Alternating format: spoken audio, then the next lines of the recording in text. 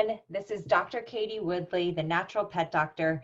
Thanks for joining us on this special webinar where we're going to be talking about pet cancer and all the things that we can do to help prevent it, but also how we can treat it if our dog or our cat develops cancer at some point in their life. So this is natural remedies to prevent cancer in pets. Let's get started. Let's start with a case. So meet Finn. If you've been with me for a while or if this is your first time, Finn is my beloved German Shepherd. We recently lost him to brain cancer. And he's a good representation of how well holistic medicine can work for a cancer patient. So he gained 10 more months of an amazing quality of life after he started having seizures. We ended up taking him in and he had a CT scan, and the CT scan showed that he had a brain tumor. And that was the reason why he was having seizures. He was an older boy. So at 11, 10 and a half years old, seizures typically aren't caused by what we call idiopathic epilepsy. So I was worried that there was some type of cancer. He didn't do well with conventional drugs, so that'd be prednisone and anti-seizure medications.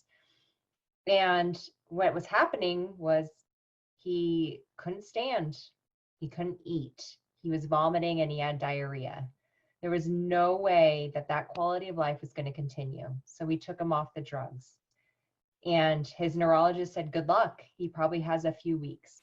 With the size of the brain tumor, the amount of swelling that's in his brain. If we're not using these drugs, there's nothing else you can do if you're not going to do surgery or radiation. And with radiation, the tumor is right by his optic nerve. And that's what supplies the eye for vision. And there was a really large chance that he would become blind. So we decided against that.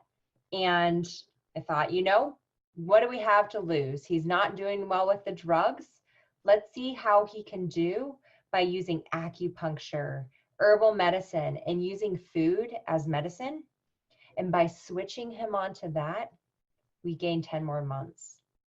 So if you're ever told there's nothing more you can do for your pet, whether it's cancer or some other condition, make sure that you find an integrative veterinarian or a holistic veterinarian that you can partner with, because Finn is a true testament to how amazing holistic medicine can work alongside or in place of if they're not tolerating conventional drugs.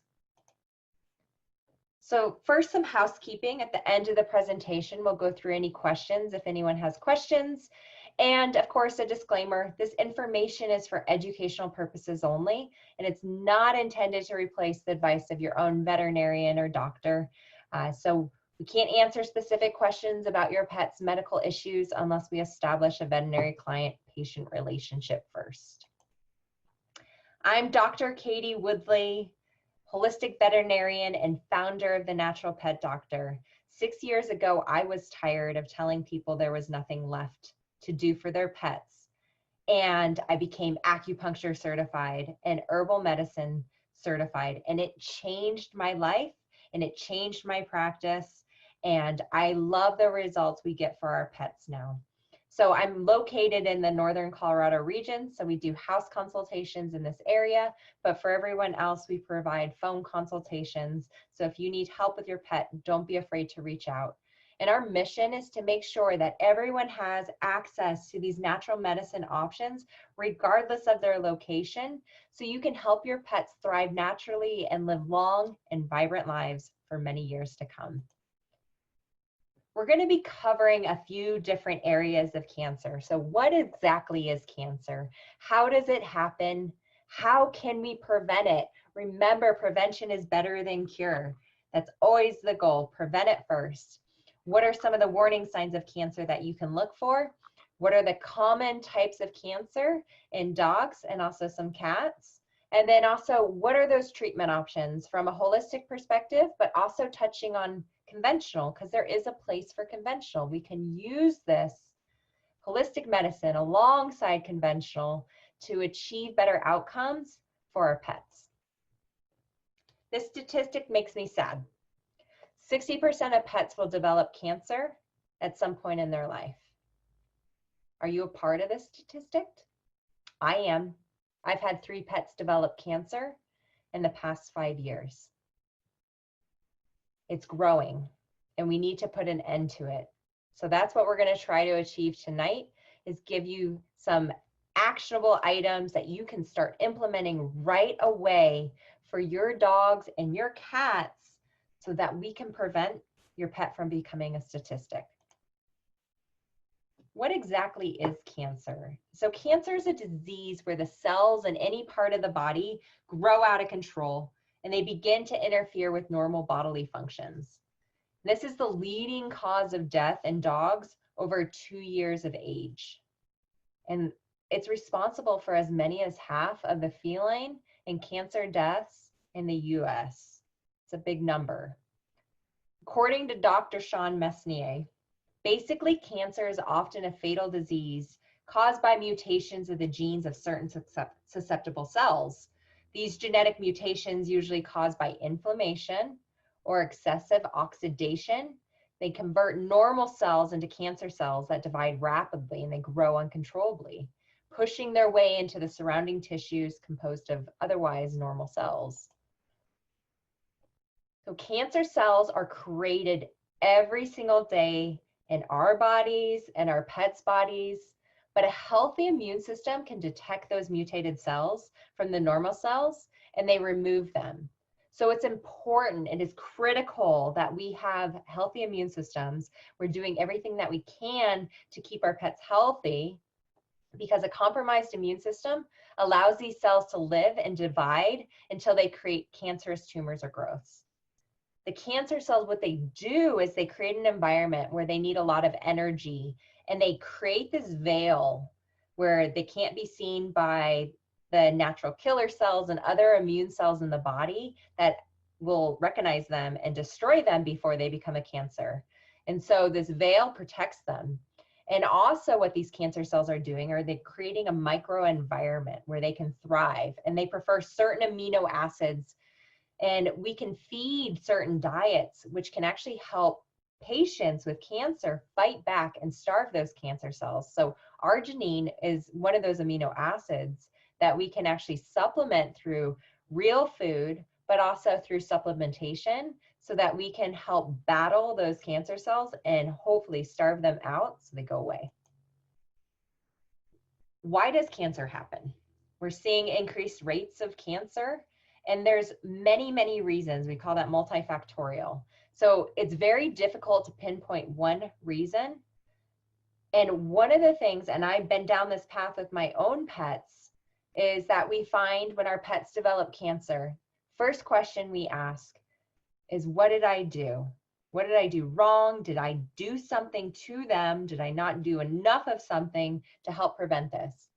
You didn't do anything wrong, unless you were giving them toxins and poison and things like that. But you're not here for that. You wouldn't be here if you were that pet parent. And so one of the things that makes cancer really frustrating is because there's so many things that come together to create cancer, but you didn't cause it.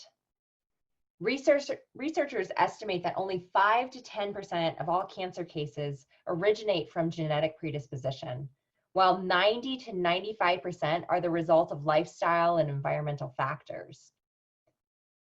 So scientists have concluded that 30 to 40% of all cancers can be prevented by implementing dietary changes.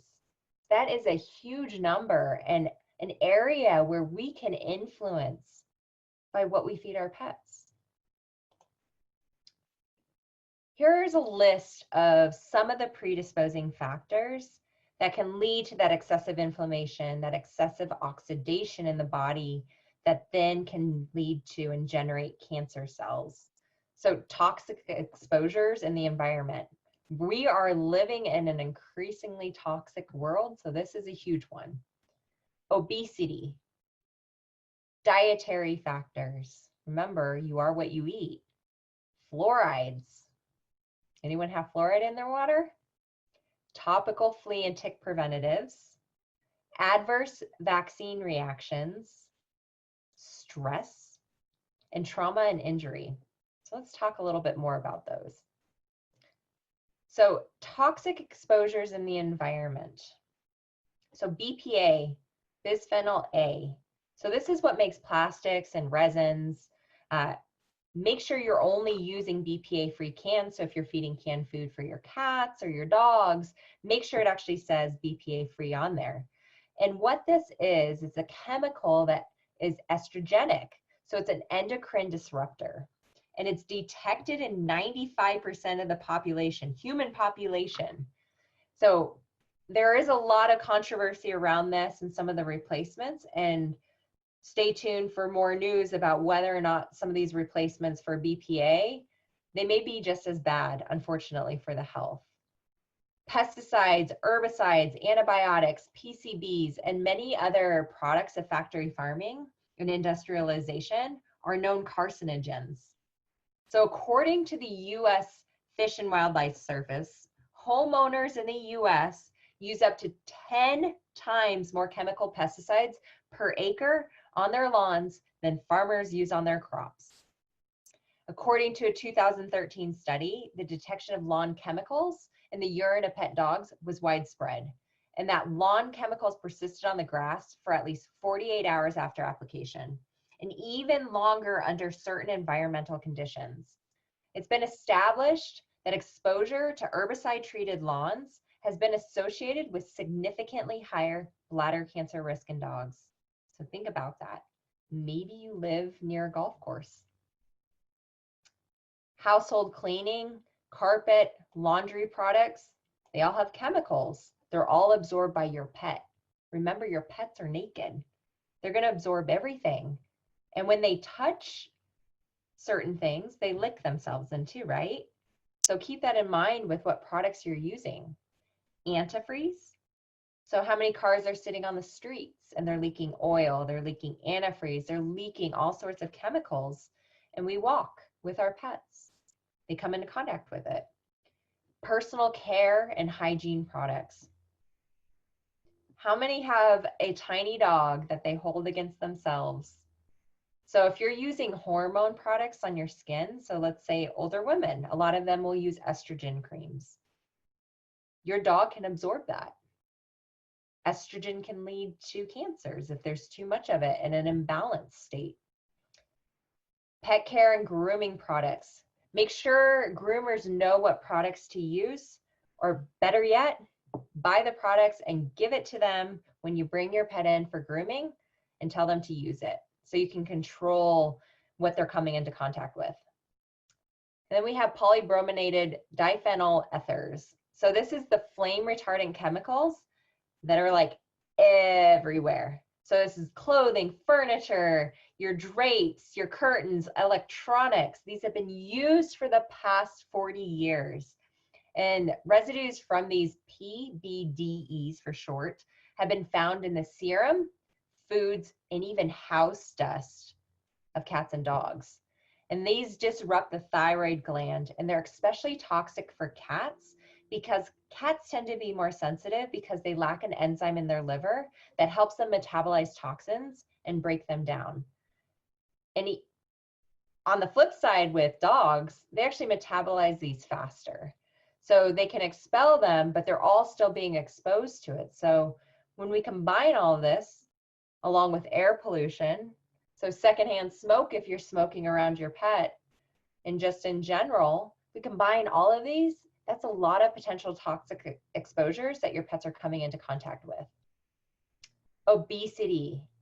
So they estimate at least 1/3, I say almost half, our dogs and cats are overweight. And so what does this do to the body? So by being overweight, it actually alters the metabolism of hormones that maintain and control the balance of cell proliferation, so that's cell growth, differentiation, and apoptosis or cell death. And these pro-inflammatory cytokines that are produced by these fat cells, they actually promote inflammation and cancerous changes. So they're not, the fat isn't just sitting there, you know, creating this insulation and putting extra weight on the joints. It does that too, but it's actually releasing chemicals and hormones and things that are promoting excess inflammation in your pet's body. There's actually a link between gene expression in fat and insulin resistance. So they're at a higher risk for type 2 diabetes and cancer. 15 types of cancer in people have been linked to long-term obesity, especially bowel cancer. And your pets are going to be more prone and susceptible to fatty tumors like lipomas, cancerous liposarcomas, perianal adenomas. So those are masses around the rectal area, and soft tissue sarcomas. So we need to keep our pets at a lean body weight. Dietary factors. This is a huge one. Talk a lot about this, what goes into the pet food industry. If our food is to serve as medicine, it's imperative that it's not toxic. So glutens like wheat, barley, rye, oats that aren't labeled gluten-free, these release zonulin from the bowel, which causes leaky gut. So leaky gut is where toxins, bacteria can slip through that GI lining and go into the bloodstream. They should not be there. What the body does is it mounts an immune response against it. We get inflammation. You can see skin allergies. We see all kinds of disorders that can happen from that. So that immune attack of those inflammatory invader proteins trigger diseases like inflammatory bowel disease and cancer. So we need to avoid these in animal cancer diets because of their pro-inflammatory state to that GI lining. Your high glycemic index carbs. So these actually promote carcinogenesis, so those are cancer cell growth, and hyperinsulinemia. So that's making the insulin go up because of the amount of blood sugar, the sugars that are being released in these carbs. So there's a higher risk for colorectal cancers, diabetes. So we want to make sure we're avoiding refined sugars and flours for our pets, especially if they have cancer. And then there's fluorides. So pet foods, processed pet foods, will contain bone meal, meat meal, and meat byproduct meal.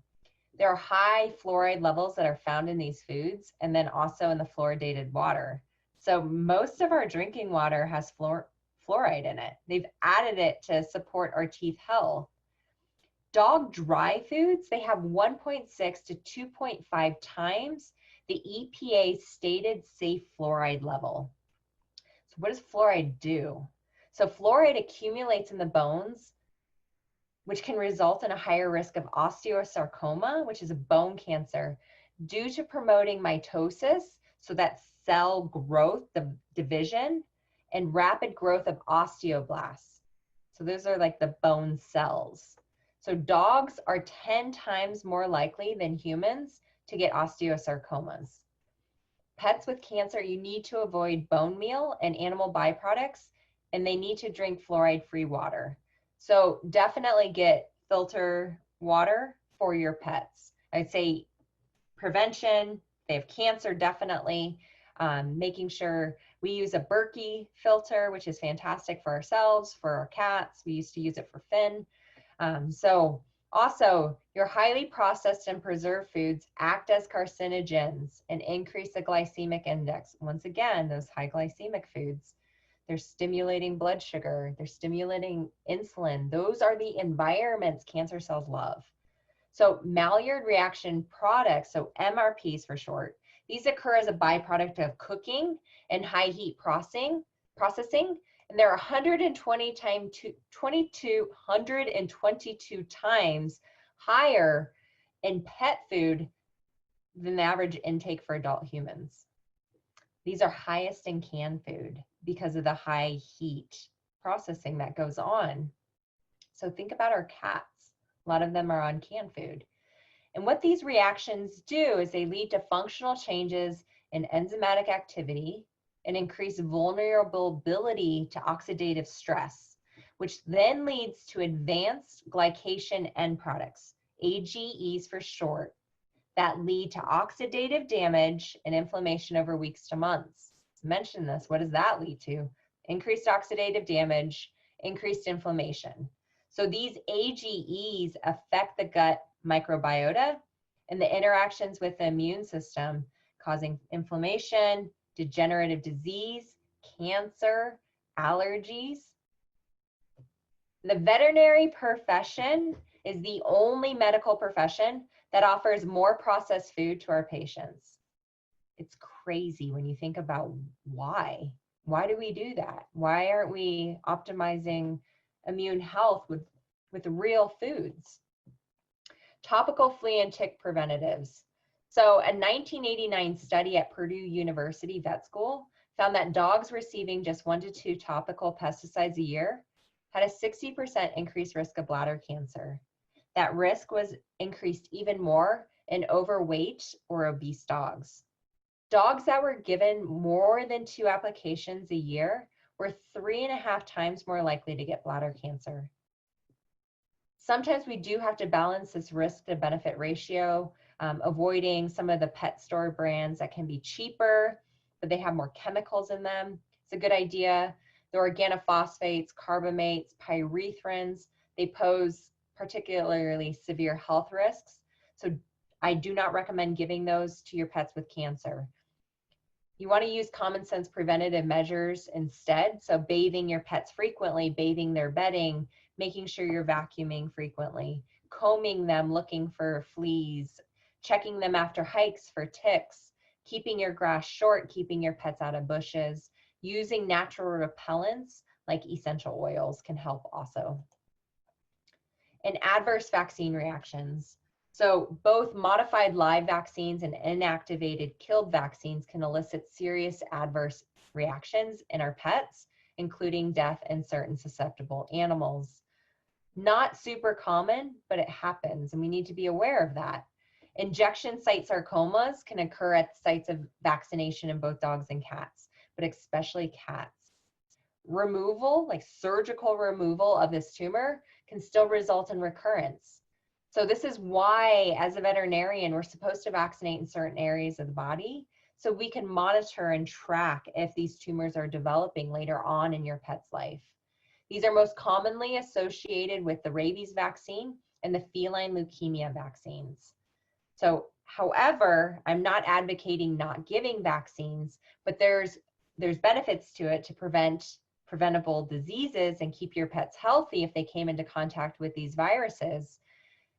But there's safer ways to do it than doing it every year. So I recommend vaccine titers to make sure we're practicing safe, effective vaccination.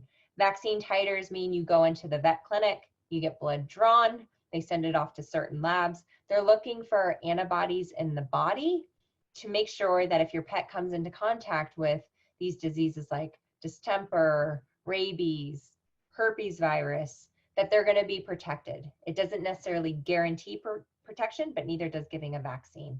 But it's something that we can do to limit the amount of toxins that are going into your pet's body over their entire lifespan. Stress. It is so important that we recognize stress in our pets for their overall well-being. This includes ourselves. Our pets recognize stress in us and they absorb it. So we need to be ensuring that we recognize when we're stressed, when our pets are stressed, and that we're managing it and we're helping them and we're making them more balanced. Because when we don't, what happens is that cortisol gets kicked out because they're constantly in the sympathetic nervous system overdrive. And cortisol is a good hormone for short term. So if you're running away from a bear, you want to be in that sympathetic nervous system, that fight or flight response. However, you don't want that response all the time, every day, because what it does is it fatigues adrenals, it creates inflammation, it does a whole host of problems in the body. So it can lead to chronic debilitating diseases. So separation anxiety, GI issues, and things like cancer if it's not treated. So what are just some of the brief signs of stress in your pet? So you can keep an eye out for these. And if you're seeing these, make sure you're addressing them through, you can do holistic medicine, you can add in essential oils, you can feed certain supplements, things like CBD can help. There's a lot we can do for our anxious pets. So if you're noticing your dogs are excessively yawning all the time, they're probably not tired, they're probably stressed out, trembling, hiding, withdrawal from the family or you. They're trying to escape all the time. They just seem on edge. They may have destructive or aggressive behaviors. They may develop diarrhea. So that's anxiety manifesting into a physical condition. They might be urinating and defecating in the house. This is really common with cats. So having those litter tray issues, they're urinating outside the litter tray. It's very hard to get mad at them if they're trying to show us that something's off and they're feeling stressed and we're not recognizing it. So sores and lesions from over grooming. Dogs will lick themselves excessively, especially on those front paws and front legs, and they can create sores. We call those acrylic granulomas, and that's typically resulting from anxiety or OCD-like behaviors. If your pet's appetite is off, they're crying all the time, they're barking all the time, they're up all night meowing, those can be some of the common signs of stress you want to watch for. Okay, so there's lots of these factors, right? My gosh, Dr. Woodley, what do we do, right? There's so many things that can create cancer, can create inflammation. So now what? What do we do with all that information? Prevention. Prevention is always better than cure. It's easier, and it's nice that we don't have to go through that whole emotional journey of having a pet with cancer. I don't have to worry every day. And I know this because I've been through it 3 times now. So optimum diet is key. So let's think about what you need to eliminate before we start adding things. You want to pay attention to certain micronutrients. We're going to talk about ketogenic diet. We want to make sure our pets are lean. And we're going to take a look at supplements that we can implement for prevention and also for treatment. We need to make sure that we're detoxifying the environment. We can't control everything. That's impossible. We shouldn't think that we can. However, what we want to do is make sure that the environment is as safe as possible. So dietary factors. So accumulation of pollutants definitely increase your pet's chance of developing cancer. Like we just went through all of that, toxins, pesticides, herbicides. However, let's talk about some of the dietary parts because those play a part in our food. So highly processed and preserved foods, they act as carcinogens. They increase the glycemic index. So commercially available high heat processed foods, they're easy, convenient, complete, and balanced usually, but they contain those MRPs, those AGEs, and they have high omega-6 ratios. They have high carbohydrates, synthetic multivitamins, and they may even lead to DCM. That's a heart condition due to the processing of food. And usually it's sprayed with animal fats to make it more palatable. So where does this all come from, these dietary factors and toxins and things like that? So contaminated commercial food. So this includes dry and wet. So are there toxins in the food that got in there? Commercial treats. Remember the melamine incidents back in 2008, where a lot of pets died from kidney failure. So this is an extreme example, but this can happen where they put melamine in the food to increase the protein content. Well, melamine is not a food, it's a plastic. And of course, our pets develop kidney failure from it. So it can be hard. We're not controlling what these commercial diets, what they're using and what they're doing. So uninspected meat and fish byproducts that are used in making dog food. So animal grade proteins. So animal grade meat sources. What's happening at the facility that's manufacturing these foods? Are those meats sitting out in the sun? Are they diseased? Was that pet euthanized? Was it roadkill? Like there's so many factors that go into animal grade meats. It's really scary. Your contaminated drinking water. So we talked about fluorides. So get a filter. One of the ones that's out there that's fantastic, Berkey. So get a filter for yourself, for your pets. We should not be drinking fluoride in our water. You can manage your dental health without fluoride in your water just fine. Contaminated air. We're all breathing in Roundup, FYI. These little micro particles of plastics that we can't see that we breathe in every single day. And we all have some level of pesticides and herbicides, most likely inside of us. It's really scary. Chronic ingestion of antibiotics and hormones in food and medications. The amount of estrogen products, birth control products, anti-anxiety products that are in the drinking water is incredible. So think about that. Like, what's being injected into those meats? Are the cows getting growth hormones so that they get bigger faster? The chickens, like a 30-pound chicken is not a normal thing. It's had growth hormones. What antibiotics have been given? There's all sorts of things that can go into that food that are now going into us and our pets. And then, of course, inappropriate diets that lead to obesity. Remember, obesity, that's excess fat. The fat doesn't just sit there. It releases those pro-inflammatory cytokines that create inflammation and can lead to cancer. So what foods do these cancer cells want? They're hungry. They want energy. They need energy. So what they do, they create that little wound healing environment. They seal themselves off from the rest of the body so that our immune system can't detect those cells and destroy them. They use a lot of protein for energy, and they preferentially utilize sugar, so glucose. They use a different pathway from a normal cell, which ends up producing lactate, and it creates an acidic environment that it can thrive in. So animals and pets, they must use energy to convert lactate back to glucose. And that's why low carb diets are so important. So especially until we get to later stages of cancer. And then we look at and we shift to providing more carbohydrate-based foods. Most cancer cells, they can't oxidize fat like normal cells. Not all of them, but most of them. And so the diets that we feed cancer patients, they should contain higher percentages of calories coming from fats to give that pet energy so they can fight cancer, maintain their body weight and muscle mass. So we need to be careful though with pets that are prone to pancreatitis, liver issues, if they have sensitive GI tracts, because if we start feeding them a lot of fat, that can upset things, it can make them sick. And the quality of fat is very, very important. So omega-3s versus omega-6s. So we want to have a 1-to-1 ratio where a lot of our processed dry foods for our pets are a higher ratio of omega-6s.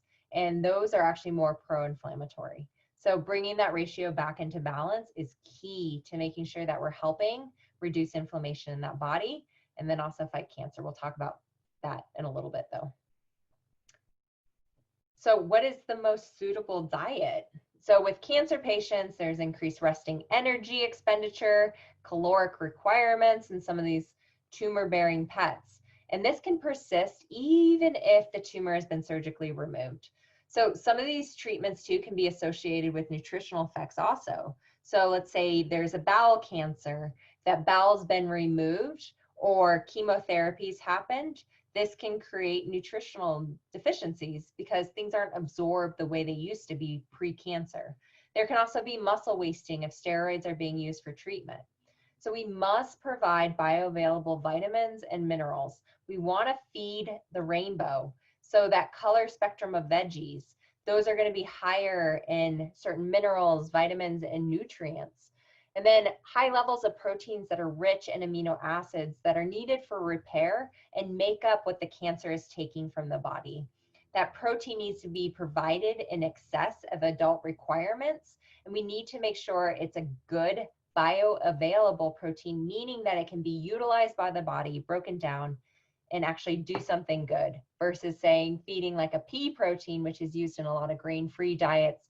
It's a cheaper protein. It's not very bioavailable in the body, and it can lead to things like DCM. So home-cooked diets, they allow complete control over sourcing of ingredients, but those heat nutrients are lost because they're broken down by the heat, and they require replacement, usually with a synthetic multivitamin, and we have to ensure that these diets are complete and balanced. So a raw diet, these are better for, oops, let me go back to that, whoopsies. So your raw diets, they're going to be more suited for your strong and your still vital patients. They're never heated, so it retains the nutrients and it's inherently low carb. It may contain foodborne pathogens, but remember, our pets, they have more stomach acid than we do. So they don't develop salmonella, they don't develop E. coli like we would if we ate raw food. Keep in mind though, that if they're going through chemotherapy or they're immunosuppressed, immunocompromised, they're weaker, we don't want to be feeding these foods. Or if we are immunocompromised or we have elderly people living in our house, we may not want to have those raw diets in the household because we're at risk of developing E. coli and salmonella. There may also be choking hazards from bones, and we need to ensure that they're complete and balanced once again. That's the key. There's no point feeding meat and vegetables because it's not going to be balanced. We need to make sure that we're looking for reputable companies that have a veterinary nutritionist on staff. So when you're changing diets, we want to make sure that we're transitioning diets gradually. So usually over 1 to 2 weeks, sometimes a little bit longer if we're dealing with pets that have sensitive stomachs. We can use things like probiotics and digestive enzymes to help them break down that food, feed their microbiome, create a suitable environment that helps their immune system. And then we can add in foods like that increase the arginine, because remember, that's an amino acid that we can use to help starve out cancer cells. If we're supplementing with L-arginine, we can do typically 500 to 3,000 milligrams per day, depending on the size of your pet. Or we can provide foods that are rich in arginine. So things like sardines, bison meat, turkey, they're just a few. But those are great foods to supplement in, especially if your pets develop cancer. Vitamin and mineral supplements, typically 2 to 3 times a week. Now, if you're using a raw diet, you typically don't need to be supplementing, because if it's balanced and complete, you're using bones, you're using organ meats to get those vitamins and minerals that your pet needs. And then we're rotating different types of food in to help them and keep their diets balanced. So ketogenic diet. So this is definitely a hot item right now, especially with cancer patients. More research needs to be done, and we're going to talk in the next slide about ketogenic diets. We do need to be careful. So this tends to be a higher fat diet, very low carb, high fat. So if your pet's prone to pancreatitis, liver disease, sensitive GI system, it can upset them because of how high the fat content needs to be. And so with these fats, we typically want a higher proportion of energy from fat and provide foods with higher levels of the omega-3 fatty acids. Remember, we want that omega-6 to omega-3 ratio to be as close to 1 as possible. So when we feed kibble diets, the omega-6 ratios are off, they tend to be higher, and that's creating a pro-inflammatory state in the body. So adding in omega-3 supplements and foods like oily fishes like salmon, mackerel, those can help reduce the ratio to more suitable 1 to 1. So what is the basis for the ketogenic diet? So ketogenic diets, they work off the hypothesis that high fat, so total amount versus specific kinds, benefits cancer patients over high carb diets. The metabolism of cancer cells is very deranged. And with prolonged fasting, so this increases the number of blood ketones, which then decreases the blood glucose and leads to a decrease in insulin and the insulin growth factor 1. So this increases reactive oxygen species. And that creates the stress and cancer cell death, potentially, theoretically. The ketogenic diet meal plan, so that includes natural fats, fish, eggs, cheese, and veggies above the ground, because those vegetables are going to be lower in carbohydrates. So these tumor cells have difficulty, remember, using these fats as the fuel source. So by ideally fasting, we're going to bump up the blood ketones. Your tumor cells can't utilize that, but the pet still can for an energy source, and essentially, hopefully, starving out the cancer cells and eradicating them. Now, here's the problem. So dogs don't develop significant ketonemia, so that means ketones in their bloodstream during long-term fasting. They have efficient peripheral utilization of ketone bodies. So studies in overnight fasted dogs versus humans, they actually showed a blood content of ketone bodies was 14 times lower. So dogs may actually not be a great model for fasting and ketosis compared with humans. Dogs also can fast for prolonged periods of time without becoming significantly ketotic. So that makes it a problem if we're trying to send the body into ketosis to fight the cancer cells. Humans enter ketosis after 30 hours versus dogs taking 2 weeks to become ketotic. That's a long time. And they actually did a study, which makes me sad because these dogs were fasted for so long, but dogs can fast. That's the thing.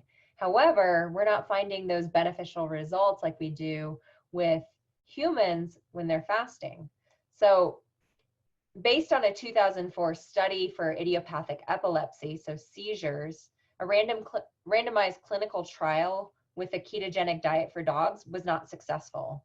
So there may possibly be major differences in the fat and liver metabolism in the dogs that explains this. However, intermittent fasting can downregulate insulin-like growth factor 1 and can have other protective mechanisms for helping normal cells. So we need to avoid this in dogs predisposed to low blood sugar and overweight cats and cats just in general. But an unpublished study from Oregon State University from 2016 to 2017 showed that intermittent fasting can be effective at helping reduce side effects from chemotherapy. So even if it's just fasting your pet for 12 hours before and 12 hours afterwards of chemo can limit toxicity, and it can also have anti-cancer benefits. Ketogenic diets have been shown to be helpful for glioblastomas. So those are brain tumors. The brain utilizes ketones. So there's definitely possibly a place for these diets, especially if we're dealing with a brain tumor. But reducing the amount of carbs, that will definitely help reduce the amount of glycolysis that is happening, the conversion to glucose or sugars in the body, which then is feeding those cancer cells and setting up that cancer cell environment with lots of lactate and anaerobic activity, which allows that cancer to proliferate and grow, which we don't want. So these are some of the foods that we want to be adding into the diet. Remember, we're feeding the rainbow. So green leafy vegetables, spinach, broccoli, kale, lettuce, Swiss chard. You want to make sure you're offering these at least 3 times a week. Your yellow, orange veggies, squashes, carrots, pumpkins, yellow beets, yams, sweet potatoes. You can even add in fruits. We want to use fruits that have higher antioxidant content. So blueberries, you can add in apples, are great for the GI system. Pears, even a little bit of bananas, keeping in mind we want to reduce the amount of high sugar fruits that we're using. And then supplementing the diet with mushrooms. Mushrooms are fantastic for helping these pets thrive, helps their immune system. There's anti-cancer properties. There's immune boosting properties with this. So shiitake, the reishi, button mushrooms, lion's mane are some of the mushrooms that we can actually be implementing and including into these diets. Remember, you are what you eat. So we want to be eating real food, not processed food, especially if we're worried about cancer in our pets. So preventing it and also treating it is very, very, very important. So ingredient sourcing is very important. So where are the products and foods coming from? The way animals are handled in farming changes the nutritional content. So a higher vitamin D concentration is in free range and organic eggs compared to indoor chickens. Farmed salmon may be a good source of healthy omega-3 fatty acids, but they contain a high concentration of organochlorine pesticides, such as PCBs, dioxins. Not good if we're trying to decrease the amount of toxins in the body. And then grass-fed beef, they have elevated precursors for vitamin A and E, which is fantastic, as well as cancer-fighting antioxidants, such as glutathione and superoxide dismutase activity when compared to a grain-fed meat. And once again, obesity. So a study in 1998 showed that obesity at 1 year of age, an obese body condition score 1 year prior to diagnosis, significantly related to a higher incidence of tumors and dysplasia. So increased intake of red meats like beef, pork are strongly influencing disease incidences. However, remember, is that a grain-fed meat or is it grass-fed? So these pets were also just being fed meat and nothing else. So is it conventional meat, not grass-fed, organic, and they're not getting fed vegetables? So a 2007 study published in the Journal of Veterinary Pharmacological Therapy showed that overweight and obese animals have increased risk of developing neoplasia, along with another study, once again in 1989, showing that overweight dogs have increased risk of developing transitional cell carcinoma of the bladder. This is most likely due to fat-storing pesticides and heavy metals. Remember, it's not just sitting there, it's also releasing pro-inflammatory cytokines, but now it's also storing heavy metals and pesticides. So there are numerous studies showing that the 2,4-D herbicides lead to higher incidences of bladder cancer. So we need to get these pets on a weight loss plan if they're overweight, healthy diet, exercising them. Keeping in mind though, cats that develop cancer are more prone to cachexia than dogs. So what that means is they're more prone to lose muscle mass and waste away, which we don't want to happen.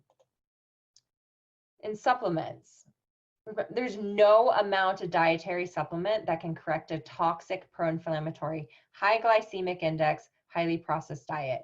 So dietary supplements, they're used to supplement the diet. So a 2008 report from the Environmental Working Group found the first study of its kind that American pets' blood and urine are polluted with even higher levels of many of the same chemicals found in the average human. So for dogs, blood and urine samples were contaminated with a total of 35 chemicals. Cat samples contained a total of 46 chemicals. So we need to be supporting the body's detoxification system. They're going to come into contact with toxins and chemicals. Even if we eliminate them as much as we can, they're still going to be present in the environment. And the best way of supporting the digestive system to reduce the amount of toxins that are being filtered by the liver and the kidneys. So food is the best way to support the methylation detox pathways, making sure we're using those high value nutrient foods. We need to make sure we're using a lot of caution with a lot of the supplements on the internet. Looking for that NASC label for buying online. This is the National Animal Supplement Council, which regulates the supplement industry when companies apply to be a part of it.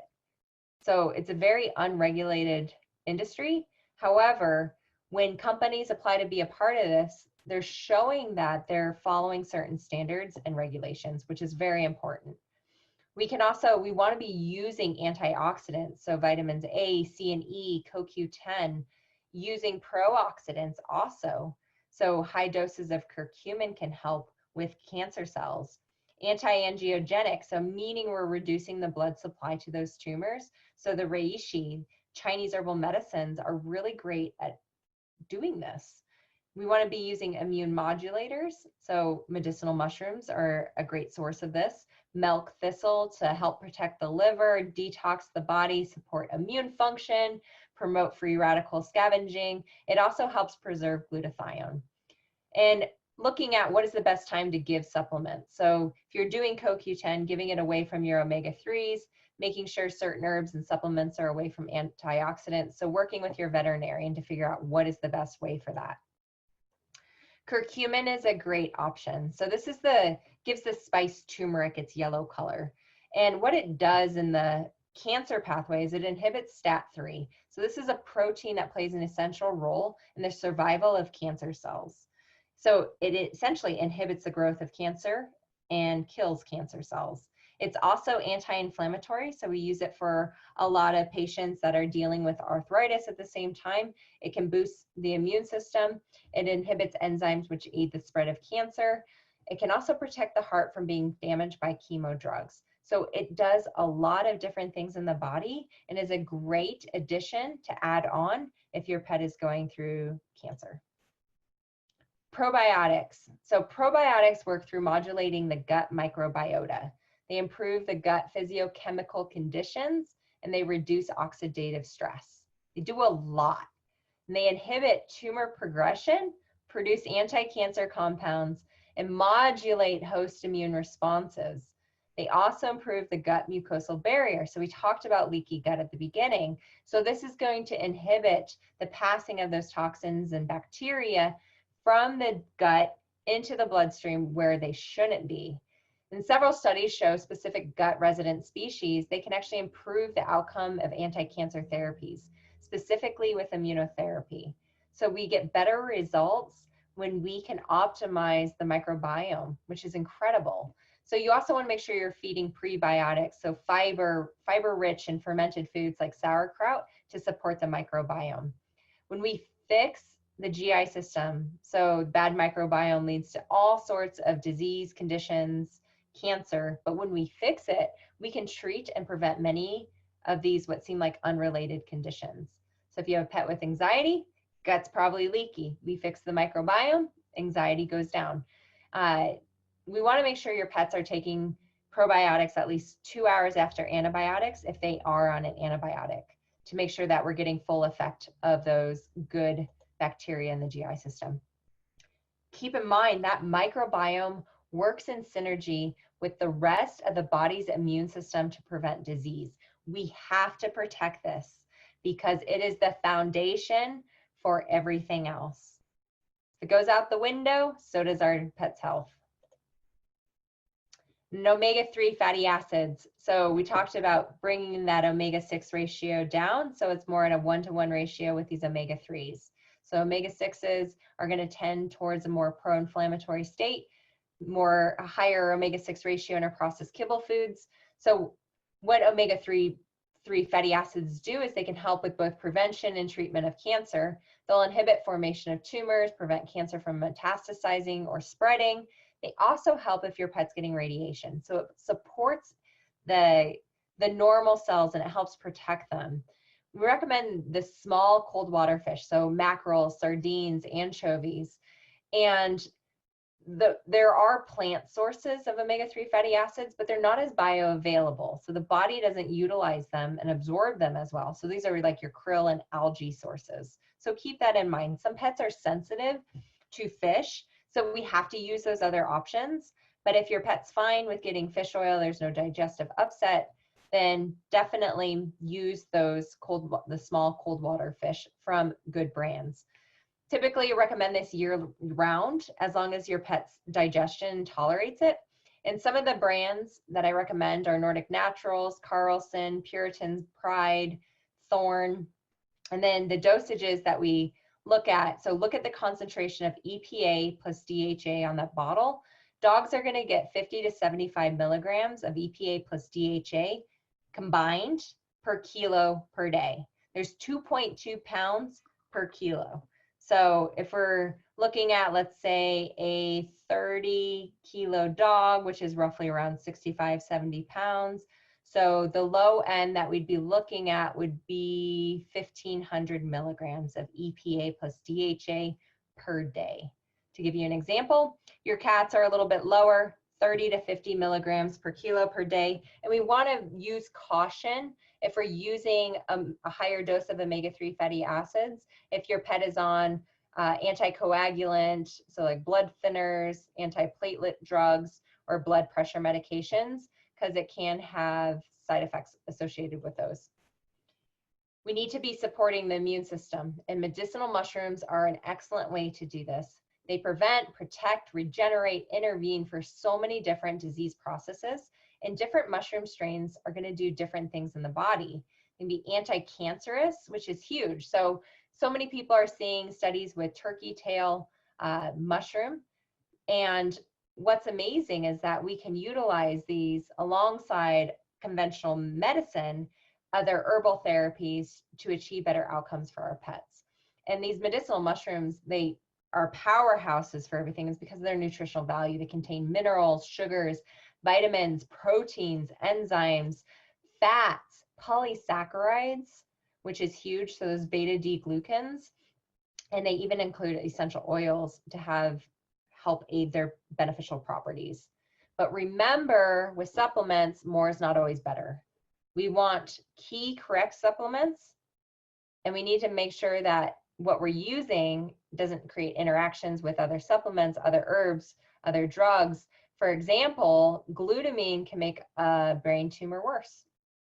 So you don't want to be supplementing just everything and blanket supplementing 15 different things unless you know that it's ideal.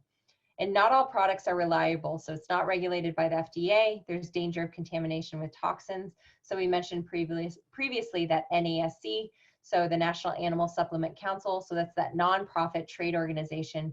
The members that apply to be a part of that, they pledge to comply with good manufacturing practices to ensure product safety and quality. What are some of the signs? So remember, 60% of pets will develop cancer at some point in their life. So lumps and bumps that don't go away or change, you need to be checking those out. Wounds that don't heal, particularly if their appearance is changing. Limping or other signs of pain, so while walking, running, or jumping, so if they're crying out, but if they're not wanting to use a leg, you need to get that checked out. Unexplained weight loss, they have less energy, less willingness to play, walk, and run. Difficulty breathing, bleeding, so like nosebleeds, if they're getting skin bruises all of a sudden, there's blood in stool, blood in the urine, blood in the vomit, they have pale gums, and they're acting really tired, you need to go to the ER immediately. They have bad odors from their mouth, their ears, their rectal area, abnormal discharges, so like blood and pus, vomiting, diarrhea, especially if it's combined with any of these other signs. And behavior changes. So if your pet's acting more lethargic, tired, depressed, decreased appetite, all of a sudden they're snapping at you, whereas before they were really easygoing. And then changes in urinary and bowel habits. So if they're straining, going too frequently, these can be signs of cancers in different areas of the body. So some of the common cancers in our dogs and cats include lymphosarcoma, so lymphoma, hemangiosarcoma, osteosarcoma, mast cell tumors, and transitional cell carcinoma. Your canine lymphoma. So this is one of the most common canine cancers. Cats are actually really at risk of this too in their GI tract. Both of my cats passed away from an aggressive GI lymphoma. Typically it's not aggressive, so unfortunately got the short end of the stick with that one, but that's something to be aware of too. So if your cat's vomiting and having issues, you need to take them in to rule these things out. So the common breeds that develop lymphoma, golden retrievers, boxers, bull mastiffs, bassets, I see it a lot in labs. And this is similar to non-Hodgkin's lymphoma in people. And the cancer arises from the white blood cells called the lymphocytes. These are the cells that fight off infections in the body. There's different types of lymphoma. So multicentric is the most common one we see in dogs. This is so 80 to 85% of lymphomas. This affects the lymph nodes. And alimentary, so this is more common in cats. This can affect the GI lining. It targets the intestines. The mediastinal, so this will be in the chest. It tends to be more rare. So either or both the thymus and the mediastinal lymph nodes in the area become enlarged. This is typically your high-grade malignant T lymphocytes. So T stands for terrible, unfortunately, when we're dealing with T-cell lymphoma. There's also B cell, B as in like bat, and that tends to be not as bad. So still cancer, but we can put pets into remission for a bit longer than say if we're dealing with a T-cell lymphoma. And then of course we have extranodal, so outside the lymph nodes, targeting specific organs. So we can see it in the skin, the eyes, kidneys, lungs, the central nervous system. Most common being we see cutaneous lymphoma. So if you're noticing those skin changes, lumps and bumps that are appearing on your pets, you need to get them checked out. When we're diagnosing and treating lymphoma, typically we're aspirating. So we're taking a needle, trying to draw some cells out of that lymph node, looking under the microscope. We're also going to be staging to determine how aggressive we are and what state we're in. So blood tests, urinalysis, x-rays, abdominal ultrasounds, and sometimes even bone marrow aspirates. And chemotherapy is the main treatment for this disease. Prognosis is going to vary depending on the aggressiveness of the type of tumor. This dog here is one of my favorite patients. This is Sobe, and I was blessed to be able to meet Sobe, unfortunately, at not a very good time in his life. He had been going through chemotherapy, and he got really, really sick from the treatment. His cancer came back, and his amazing pet parent was like, there's got to be more. She knew about holistic medicine, and so came to see me to start integrating herbal therapy and acupuncture into his treatment protocol.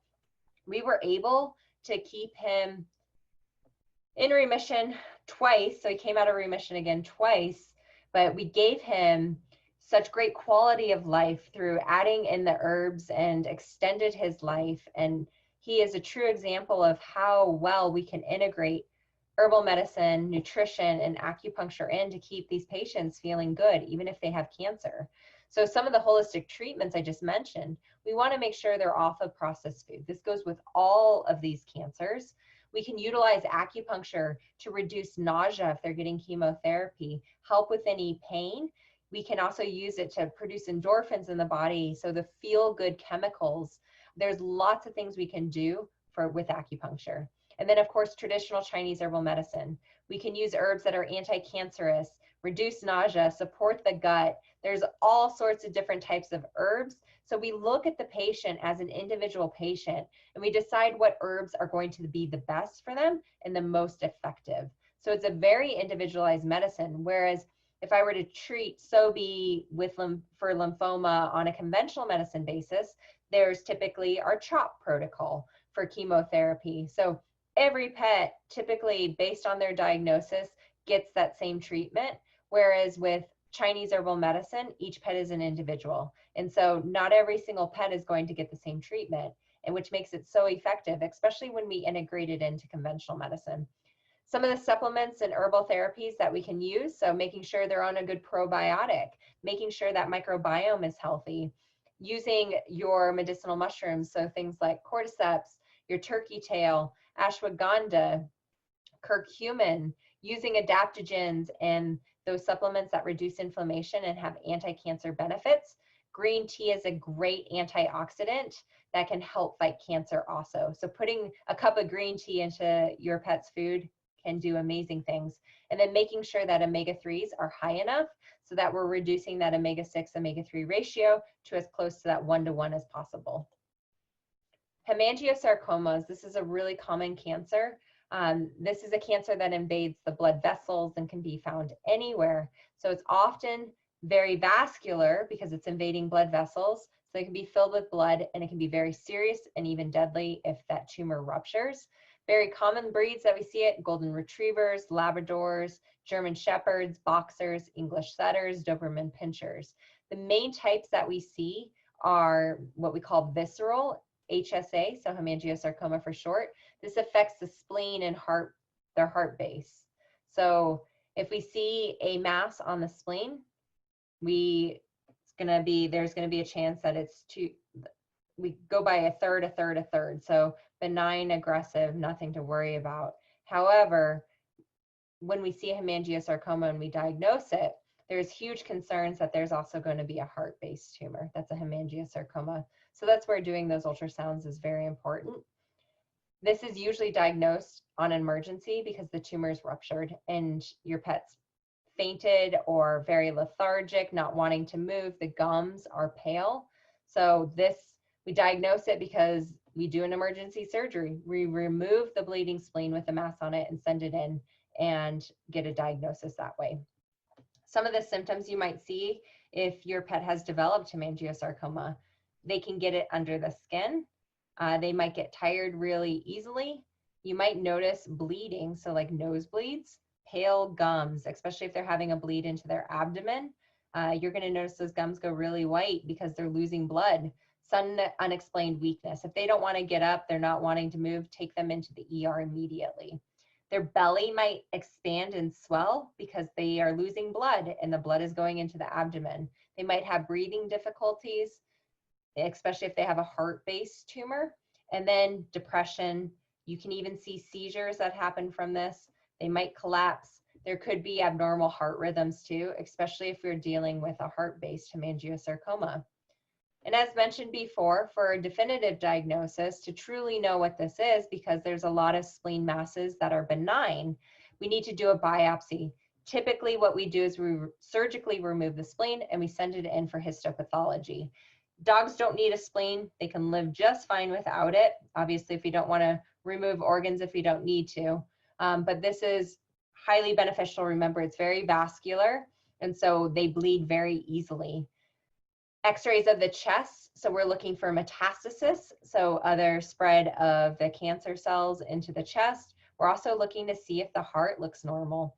We can always do ultrasounds also, and then we're looking at doing blood work also. But blood work can be completely normal with any cancer. It always amazes me. My own pets were this. My first cat we diagnosed him and he ended up passing away within 2 weeks. His cancer was very aggressive, very aggressive. His blood work was completely normal. Makes no sense. So whenever I see a really sick pet with an unexplained disease and blood work is normal, I get really worried about cancer. What are some of the treatments that we can use? So surgery, of course. We need to remove that bleeding spleen, but it doesn't cure the pet. So there's usually other cancer cells. There's that imbalance that has led to the cancer. Chemotherapy is a big one that we utilize, and there's newer research out there that the beta blockers, so a drug like propranolol, can actually aid certain chemotherapy drugs to make them more beneficial and helpful for putting that pet into remission. Radiation, potentially. Then, of course, our herbal therapies, our diet, so whole food diet, very important. And then what supplements are we using? So a lot of these supplements are going to be the same. So making sure omega-3s, we can use curcumin, your medicinal mushrooms are very important. So Union Bayou is a very popular Chinese herb, and a lot of conventional vets use it, which I always find very interesting, even if they don't agree with the rest of it, but they're using a Chinese medicine. Anyways, the Union Bayou, it's a Chinese herbal medicine that helps to stop bleeding, and it has anti-cancer properties. You want to make sure, though, that you're using this with the guidance of a holistic veterinarian. It's not just give this and keep giving this and good luck. You want to make sure you're balancing it with other herbs that are going to aid it and make it work as best as it can. So that's where you need a holistic vet, integrative veterinarian that's trained in that area to assess your pet as an individual and determine what herbs are going to be best. Turkey tail mushrooms, so your Coriolis. This is very, very important. This has had a lot of studies to showcase that remission times can be extended with adding in this mushroom. Of course, your Chinese herbal medicines to go along with Union Bayou. Vitamin C, so vitamin C levels, using high doses of IV vitamin C, working with someone that knows what they're doing, of course, can help with a lot of these cancers. So finding a veterinarian that does that is very important. And then these dogs, they tend to be low in vitamin D3. You need to make sure, though, that they're truly low so that we're not creating a toxicity by just supplementing vitamin D3. So there's blood tests that you can check for, and then you can supplement based on where your pet is at. I found this skull picture the other day, and I was blown away by how crazy this mass is. So this is an osteosarcoma. So this is a super aggressive cancer that often spreads to other parts of a dog's body. It's the most common primary bone tumor found in dogs. This is not a common area for this, and it usually, like, this dog would have been euthanized prior to it involving so much of its skull. So I hope this dog was on good pain control, because I can't even imagine how painful this was for this pet. Large breeds are going to be more susceptible. So your Dobermans, your Rottweilers, German Shepherds, Weimaraners, Boxers, Golden Retrievers, St. Bernards, Great Danes, Bernese Mountain Dogs. We see them over and over and over again. And there's a lot of good studies through the Morris Animal Foundation with our Golden Retriever Lifetime Study that actually showcase, some of the factors that are playing a part in why osteosarcoma may be developing and other cancers developing, especially in Golden Retrievers. These often occur in the limbs, so not the skull like this picture, and it's excruciatingly painful in the bone. We tend to see these away from the elbow and towards the knee. So keep that in mind. If your pet is really painful, really lame, not using that leg, and you're feeling that pain in the shoulder area or towards the knee, this may be on the list of what's going on, unfortunately. So some of the risk factors for osteosarcomas, if they've had previous fractures, maybe they have implants, trauma to that area can set up chronic inflammation, which can lead to cancer over time. If your pet's torn its cruciate ligament and it's had surgeries and it has an implant, so there's TPLO knee surgeries, there's a plate there, and that can set up a possible area for a bone tumor to form. Not saying TPLOs are not necessary, they are, but it's something to be aware of. Your high fluoride drinking water. So remember, everyone's having fluoride put into their drinking water. So filtering, what bone meals are being used? Are you using a separate bone meal if you're doing a home cooked diet? Where's that bone meal coming from? These are all important things to remember when we're thinking about what are those risk factors again? What are the factors we can control in our environment too? And then of course our large and giant breeds are a risk factor. It's frequently near growth plates. So if that pet's growing really, really fast, we need to slow that down, make sure they don't grow too fast. We're not feeding them too much, especially when they're younger. And genetic factors. So that plays a part with your breeds, your large breed, giant breed dogs, and then early spay and neuter. So the golden retriever study has showed that we should be spaying and neutering like hopefully 18 months or later, because we want those growth hormones to be in the body, they're protective, and we're finding that when we spay and neuter pets younger, we're finding an increased risk of cancer later on in life. So some of the treatments for osteosarcomas, they include amputation of the affected limb with chemotherapy, utilizing conventional pain medications alongside those. So Rimadyl, carprofen, gabapentin. Some clinics are still using tramadol. Herbal medicine. So examples that are really common with osteosarcoma are Hoxie-like formulas, combining it with bone set, which helps really well with bone pain. Keeping in mind herbal medicine is very individualized, and you want to be working with someone that knows what they're doing. So, or else you can create more issues. Diet, avoiding that bone meal, avoiding the fluoride in the water and foods, making sure we're using seaweed calcium instead, because they do still need calcium. And that's what we're typically using those bone meals for. But you can also grind up eggshells for calcium, and that's a great source. Use the eggs in the food, use the eggshells for calcium. Acupuncture is an excellent adjunct to treating osteosarcoma. It controls the pain, it produces excellent endorphins to help calm that pet down, and we can utilize it if you're getting chemotherapy to help reduce nausea. There's a lot of great things that come with acupuncture, as I've already talked about.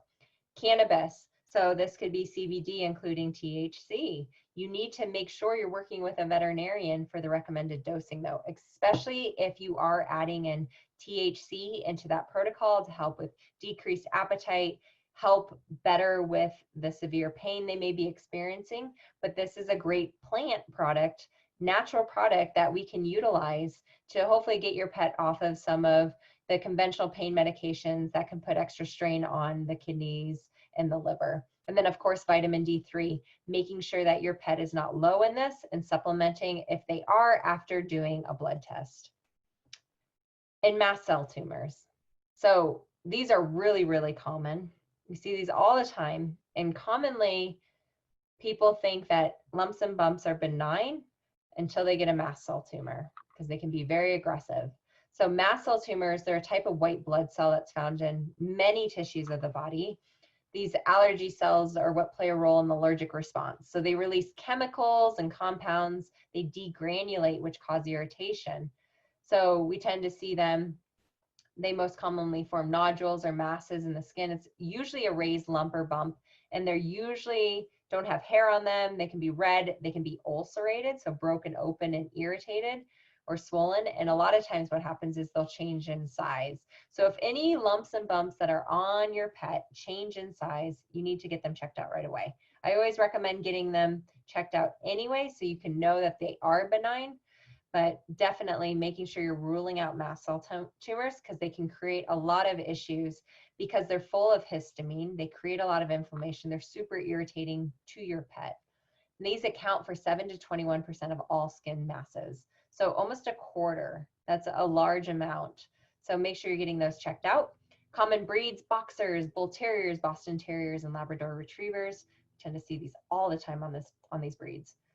We diagnose this with a fine needle aspirate. So this is a little slide to show we hold the little lump, we draw out some cells, hopefully, we put it on a slide, and we can see the mast cells.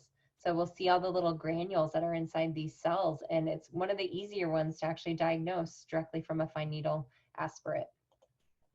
Also, if you've had a lump aspirated with your dogs and you notice that within minutes to hours that lump gets bigger, gets irritated, it swells, that can be a sign of a mast cell tumor, because what happened is that trauma, that irritation caused those mast cells to degranulate, releasing histamine into the skin, and now you're seeing that inflammatory response. So if you ever see that after going into the vet and having them aspirate a bump or a lump, let them know right away. And then of course the treatment. So there's going to be different grades of mast cells. Usually we're going to take wide margins if we're not sure what grade it is, because we want aggressive surgical removal in case it is a more aggressive higher grade. And then ask about prognostic panels. So this is a great question to ask your veterinarian. Like, KIT mutations are really common in the more aggressive mast cell tumors. So this can actually dictate what type of chemotherapy and drugs we can use, which makes those treatments more effective. So low-grade tumors, they're going to have, with wide and complete margins, they can actually be cured with surgery. So anytime someone asks me, dog diagnosed with mast cell tumor, can you remove it surgically? Yes, you can. Get it off the body. It's definitely going to help. And then what we can do is we can start that pet on certain types of Chinese herbal medicine that have anti-cancer properties, that will get the blood circulating the way it needs to be, and hopefully prevent it from occurring in the future. So what happens is if we get incomplete margins from surgery, so that means that we're still seeing cancer cells where we remove the mass, they need additional therapy. So radiation, systemic chemotherapy are typically where we would go. In high grade or high risk tumors, they need systemic chemotherapy. So high grade is going to be like a grade 2 or 3 and have higher like proliferative markers. So these tend to behave very aggressively. We need to be more aggressive with our treatment, but that's where utilizing holistic medicine alongside chemotherapy and surgery can help your pet feel great, even while they're battling cancer, going through treatments. So using the Chinese herbal medicine, using those medicinal mushrooms to help boost the immune system, using acupuncture also to keep them feeling really well is a great idea to help combat those cancers. And then, of course, we have our transitional cell carcinoma. So we have so much studies that showcase that the increased toxins in our environment, if your pet is overweight, they're more likely to develop transitional cell carcinoma. This is the most common canine tumor of the bladder and the urethra. So this is, the urethra is the tubing that gets the urine from the bladder to the outside of the body. So exposure to carcinogenic compounds are suspected to be a factor. So especially those environmental factors, pesticides, lawn herbicides, there are numerous studies showcasing increased incidences. Common breeds, Scottish Terriers. So Scotties, Westies, Airedales, Collies, Shelties, and Beagles are common breeds we see this in. But to be honest, I'm seeing a lot of it in a lot of different breeds. And I think it's because our environment is becoming more toxic. So some of the earliest symptoms you might see, they can vary from mild to severe. It looks a lot like a UTI. So increased frequency of urination, blood within the urine, they're straining to urinate, they might be unable to urinate. So when they're straining to urinate, sometimes pet parents will think that they're constipated. So make sure you're watching them very closely to see if they're actually producing urine. These can become an emergency. And so if they're completely unable to urinate due to the tumor obstructing the urethra, you're going to see lethargy, vomiting, loss of appetite within 24 hours. And the reason why is because that urine can't get out. It creates back pressure, and it puts extra pressure on the kidneys, and they go into acute kidney failure. Usually if that's happened, that's it's like game over, unfortunately. So if you're seeing that, you need to take them in immediately to the ER. We diagnose this. This can be a little bit harder to diagnose sometimes, but through imaging, endoscopy, so putting a scope up the urethra to take a look and see if we're seeing any tumors growing in the bladder through that urethra. And then we can sometimes collect tissue samples to submit for testing. There is a bladder tumor antigen test that's available that's really helpful for diagnosing these cancers. And with treatment, so surgery is sometimes an option. I find more than not, it's not.